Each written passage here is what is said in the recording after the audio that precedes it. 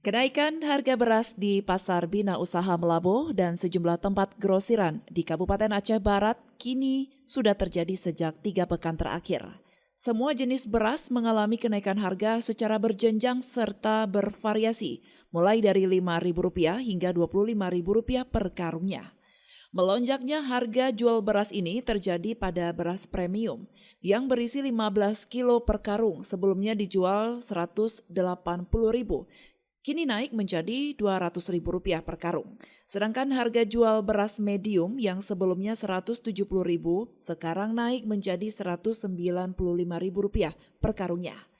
Sementara itu kenaikan harga juga terjadi pada beras bulog yang sebelumnya dijual dengan harga Rp48.000 per karung isi 5 kg. Kini dijual dengan harga Rp57.000 per karungnya. Kenaikan harga beras tersebut pemirsa dipicu karena sejumlah daerah penghasil padi di Aceh Barat tidak menanam padi akibat kekeringan musim kemarau, sehingga pasokan beras di pasar menurun. Menurut pedagang saat ini tingkat pembeli semakin ramai meski harga beras mahal.